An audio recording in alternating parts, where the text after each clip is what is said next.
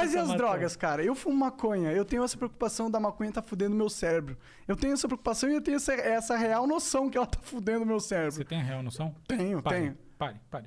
Veja bem, ser burro é ruim. Sim, tá? mas eu tô acostumado. Não, você é zero. Você só brinca. Não. Se você tá sentindo, pare. Veja bem, a gente é bom de informar a gente mesmo, tá? Então, inclusive, uma das coisas que se fala muito sobre câncer é isso. A pessoa, ela saca quando tem uma coisinha que já não tá mais igual, tá? Então, putz, você tá com aquele pulmão que você dá aquela tossida, você... Cara, não fume. É a mesma coisa aqui aplicada à questão da maconha. Se você sente que tá fazendo mal pra você, não fume. Agora, outra discussão é quais são os danos neurológicos, cognitivos de longo prazo da maconha. Isso. A grande verdade, queira-se ou não, é que há muita indefinição nesse campo.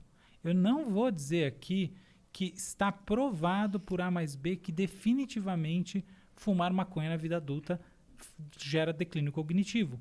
Porque você tem estudos mostrando isso, tá? Grandes estudos mostrando sim. Burrice, ou seja, baixo seu QI. Ruim. Razão pela qual eu na dúvida, deixa para lá. Claro. Mas você tem também estudos mostrando que não encontraram resultado, que são estudos inconclusivos. Há um debate, não é uma área onde você tem certezas. Agora, o que tem certeza, isso é muito importante sempre, sem discurso moralista nem nada. Claro. O que há certeza, é que fumar maconha na infância... Antes dos 25, né? Eu diria antes dos 18, tá? 17, assim. Infância e adolescência... Isso não é bom, tá bom? Isso assim, é certeza absoluta que vai dar merda. Que durante... Não necessariamente vai dar merda, mas que não é bom. Aumenta a chance de merda. Esses caras aqui... Eu tinha um amigo meu que fumava desde os 12 anos. Cara, eu encontrei ele depois na faculdade. Mano, não é o mesmo cara, tá ligado? Enfim, não sei se mais burro. Não percebi que ele tá mais burro, mas que ele tava mais lento, ele tava. Não, mas é isso que eu tô chamando de burro. Não existe burro, tá? É um jeito brincalhão de falar. Sim. É lentidão de raciocínio. Isso. É problema de memória de trabalho. Memória de trabalho quer dizer o seguinte. A gente tá aqui conversando. Puta, qual era o assunto mesmo? É isso. Eu sofro isso. Então, isso daí... Principalmente quando eu tô fumando muito durante, né? Tudo bem. Mas é isso, sabe? Eu acho que assim, a gente tem que separar a discussão sobre o uso de qualquer... Por sinal é o seguinte, tá? A grande verdade é que aquele porre do adolescente de 14 anos, cara, esse é bem pior. Nocivo, tá? né? Esse é nocivo. Isso é total. O álcool é nocivo pra caralho. Se for comparar com a maconha, assim, tipo... Eu acho que a maconha também é nociva, mas o álcool, ele tem umas... Tipo, a única coisa que me pira com o álcool e a maconha é que o álcool é legal. Eu acho, é injusto, tá ligado? Porque o álcool é nocivo também. Tanto quanto, ou até mais. Dependendo da escala que você consome. Sim. Você pode fumar maconha à vontade, você não vai ter overdose de maconha. Sim. Mas você não pode beber à vontade. Se tiver 10 garrafas de vinho aqui, talvez... com 20. 1,5 eu tenho como alcoólico, pode ter certeza. Mas é isso mesmo. Experimentei. Já tentei. Total. Mas você tem toda a razão, eu acho que esse é um grande ponto. Mas do outro lado, o que eu sinto, assim, que eu acho que é o ponto mais assim, relevante para a gente como sociedade, é que existe uma decorrência que parece que ela é lógica e natural desse raciocínio de que maconha na adolescência e na infância faz mal e tem que ser evitada a todo custo. E na vida adulta bem ela não faz, ou ela é neutra ou ela faz mal, que é que deve ser proibida. Essa é uma total outra discussão. Outra discussão, total. Então, exato. Então, acho que a gente tem que tomar um cuidado só para não amarrar as duas pontas. As duas coisas. Porque não é, tá? Então, por exemplo, quando a gente vai pensar qual que é a política de drogas ideal para um país, a gente tem que pensar, por exemplo, qual que é a política de criminalidade que a gente quer, de relação com a criminalidade. Tributar as coisas, por exemplo, por que será que os Estados Unidos e muitos países... Estão indo pro lado da legalização. Entende? Uma das razões é desmantelar a indústria do tráfico de drogas. E os caras falam que... Não, eu conversei com o Eduardo Bolsonaro aqui, ele falou que, mano, se você legaliza a maconha, a Farc vai dominar. De onde que ele tirou essa lógica? A Farc só domina porque eles estão na ilegalidade, porra. Não é? Essa é uma longa discussão, tá? Eu acho que as Farc dominar, claro que não, porque elas não têm nenhuma penetração no Brasil. Mas será que, por exemplo, a gente pode especular que gente que de alguma maneira está ligada ao tráfico de drogas vai empresariar, vai no mundo das drogas? Pode até acontecer. Pode até acontecer. Eu acho que a ideia no todo... Mas eles vão entrar no mundo da legalidade. Putz, você matou meu ponto. Se isso acontecer, é bom. Isso é bom. Então tá legal. Então realmente a gente vai ter aí uma transição empresarial nesse mundo, tá bom, mas isso aí... Aí se ele estiver fazendo uma merda ali, a gente tem o aparato do Estado que pode chegar nele muito mais fácil. Exatamente, Não com a polícia, mas com um monte de advogado. Você falou tudo. Ai, que bom. É isso que eu penso, tá? Então acho que a gente tem que separar as duas discussões e eu acho que a gente tem que separar também do ponto de vista do sujeito que usa drogas, qualquer droga. Porque uma coisa é a gente entender que essa pessoa é um criminoso, tá? Outra coisa é a gente entender que ela eventualmente é um paciente. Não só o relacionamento com ela é diferente, mas o que os estudos mostram é que o desfecho é muito diferente. Você é tratado como paciente e eventualmente você para de usar essas merdas todas e fica bem. Agora, você é tratado como criminoso, ainda mais num país em que você tem cadeias violentas e tudo mais, você pode terminar muito pior.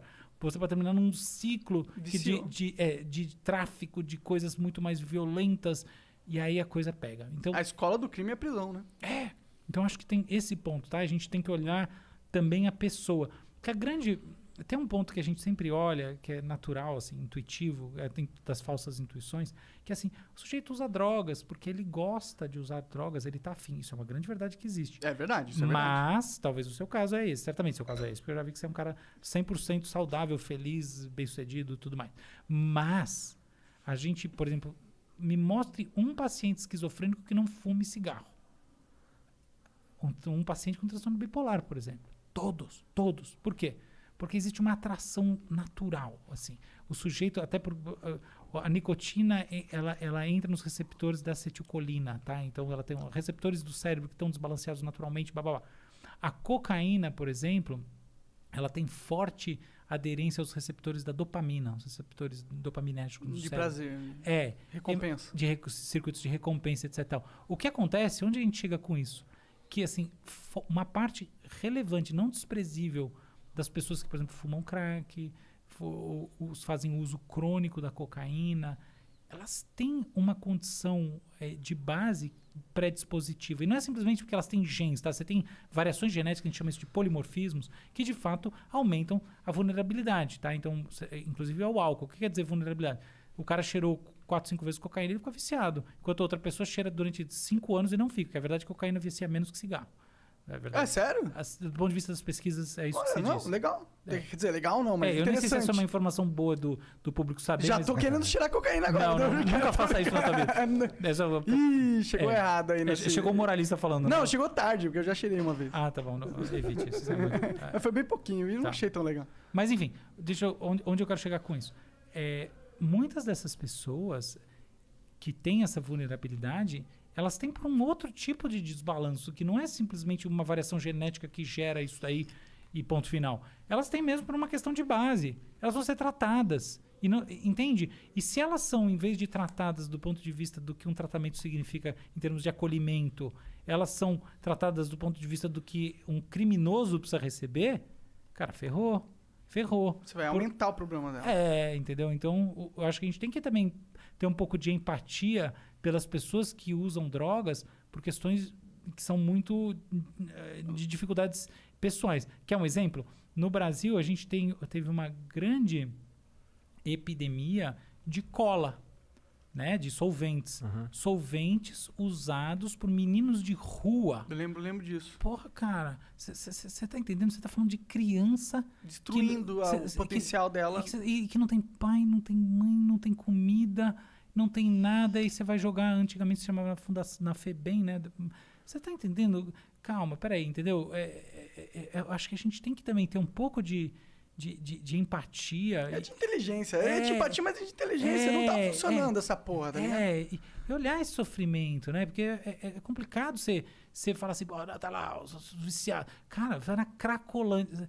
Cara, veja essas pessoas de perto. Veja, vai lá e faz um filme das pessoas. Vá sem carteira. Vá sem carteira fazer esse filme. Mas você entende? É um sofrimento, há um negócio ali que não é só... esses escrotos, esses viciados de merda. Não, cara, tem muito isso também.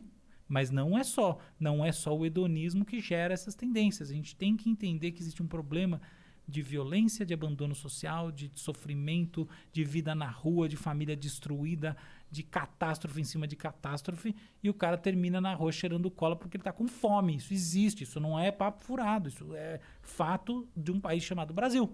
E crack vezes 10. Então é aí que eu acho que a gente tem que olhar essa questão de política de drogas com um carinho pelas pessoas que não é exatamente o carinho da repressão, do cacetete, da porrada no cara. Eu falo isso pensando também, eu tenho amigos, pessoas que eu respeito muito, que têm posturas diametralmente opostas à minha, tá? Diametralmente. 100% opostas. Tem que pôr na cadeia todo mundo. É claro que, Não, porra, não, se tem o que cara é ver do ponto de vista- viciado e estuprou, acabou. Não, lógico. Ele tem que... Pra mim Não, pode ninguém morrer, Ninguém tá foda-se. discutindo... Mas se o cara só é viciado, é outro esquema. Mas eu tô falando de posturas opostas em termos de proibição, de maneira de manejo, tá? Não tô nem... Eu não, Nem entrando nesse mérito. porque se uma pessoa que acha isso não quer ser meu amigo, tá? É, Eu acho que claro. eu quero que se foda essa pessoa. Mas assim, pessoas que acham que não, que acham que as políticas de droga têm que ser 100% proibitivas e tal. Eu acho que não, respeitando totalmente essas pessoas sérias que publicam coisas importantes e tal, porque eu acho que o Brasil... É só olhar na Califórnia, pô. Essas pessoas sérias não vão pra lá, pô. Tipo, eles têm que ver o que tá acontecendo. É que eles vão falar, pô, mas o Brasil é outra... Não, e eu entendo, é verdade esse argumento. O Brasil não é a Califórnia, pô. Não é a Califórnia. São Paulo não é a Califórnia. Mas o meu argumento vai muito na linha. Já que o Brasil não é Califórnia, eu não posso tratar o viciado como se ele fosse um cara que escolheu isso e ele que se foda. Não, eu tenho que pensar que muitas dessas pessoas são esse menor abandonado.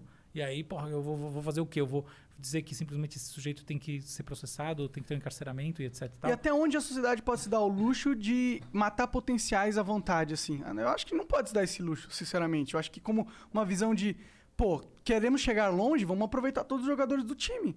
Não vamos deixar os caras de escanteio só porque ele cometeu um erro. É claro que tem erros e erros. O cara cometeu um erro do tipo, o cara estuprou uma mina e roubou a casa de várias pessoas pra fumar crack. Esse cara já... Ele, na minha opinião, tá? Minha opinião. Ele largou o direito à vida nessas ações, na minha opinião. Eu quero que ele mais exploda. Se ele cair no vulcão e sumir, eu não ligo. Pra mim, foda-se. Mas não significa que... Pula logo aí que eu tenho que almoçar. Pula lá. Mas se, tipo... Eu não posso negar a lógica que a sociedade tem um método de funcionamento que é inteligente, tem um método de funcionamento que é burro. E o método de funcionamento que a gente está atuando atualmente é comprovadamente burro. A gente pode ver lá a lei seca nos Estados Unidos. O que surgiu? Qual foi o sintoma? Al Capone. Parou as pessoas de usarem álcool? Não. Elas estavam usando álcool e ficando cegas. Esse foi o sintoma. O sintoma da proibição é sempre um mercado negro de bosta que só fode, né? Acho que é isso.